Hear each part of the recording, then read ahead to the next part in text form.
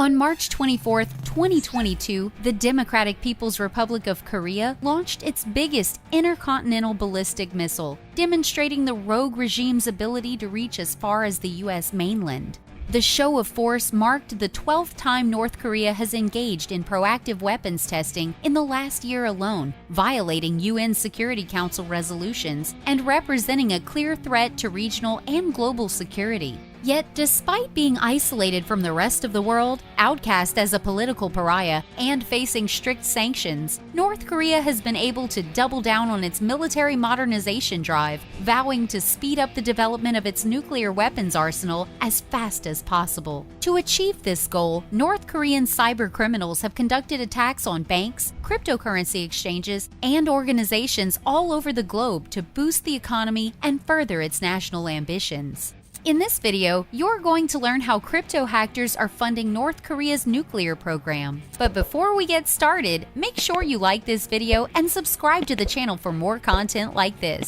Done that? Let's go!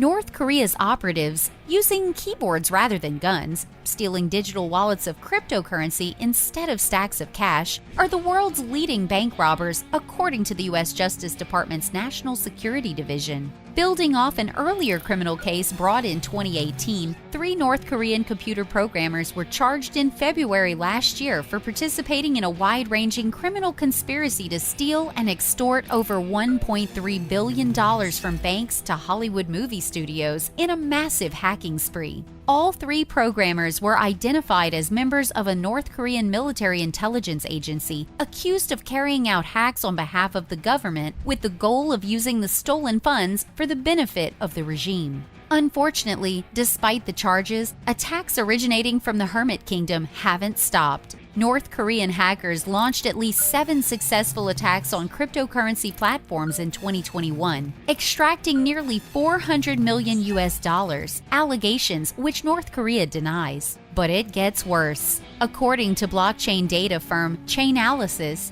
digital thieves are on track for a record-breaking year. Hackers stole $1.3 billion worth of cryptocurrency in the first 3 months of 2022, after seizing $3.2 billion in 2021.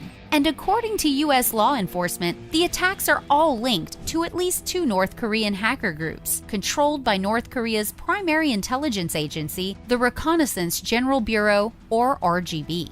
The best known of the 2 groups is Lazarus. Lazarus gained notoriety for its attack on Sony Pictures in 2014 and the spread of the WannaCry ransomware in 2017.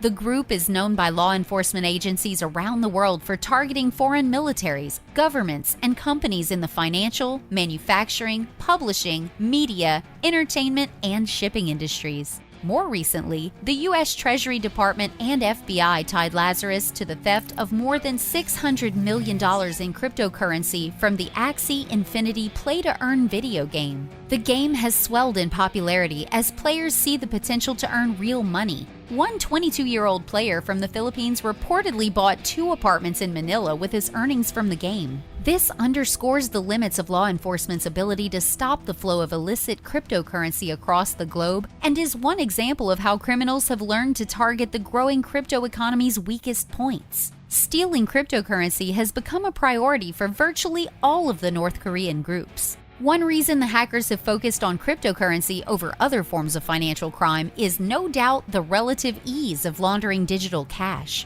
Once North Korea gains custody of the stolen funds, they initiate a careful laundering process to cover up and cash out. They exploit faulty code in decentralized crypto platforms, use tools that help them hide their tracks, such as converting assets to privacy-enhancing cryptocurrencies, and take advantage of spotty law enforcement coordination across international borders. North Korean hackers are patient in cashing out their stolen crypto, often holding on to the funds for years before beginning the laundering process. The North Korean regime has figured out they don't have any other options. They don't have any other real way of engaging with the world or with the economy. But they do have this pretty awesome cyber capability, and they're able to leverage it to bring hundreds of millions of dollars into a country that has spent years under severe sanctions.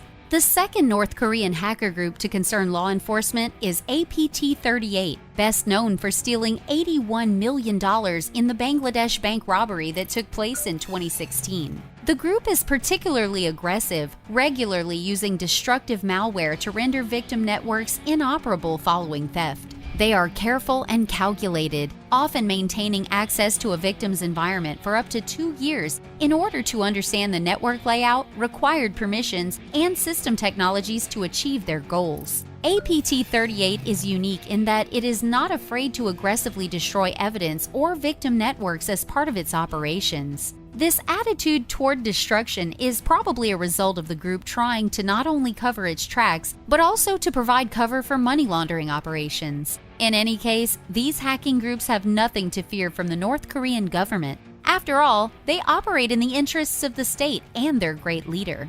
You see, free internet does not exist in North Korea. The government completely controls internet access. The possibility that North Korean hackers can do anything on their own is, therefore, virtually impossible. All cyber attacks are undoubtedly explicitly authorized or even initiated and directed by the regime. Moreover, the hackers are known to be recruited and trained by the government. Thousands of young North Koreans are selected as early as the age of 11 and are given privileges such as spacious apartments and exemption from military service. The North Korean regime has increasingly relied on cybercrime to generate revenue for its nuclear weapons and ballistic missile programs as it tries to evade sanctions. And so, as the North Korean hacker army's successes mount, so does the urgency for U.S. authorities who have come to view the attacks as threats to national security. But since North Korean threat actors face no risk of prosecution in their home country, it's unlikely to see these attacks will stop anytime soon.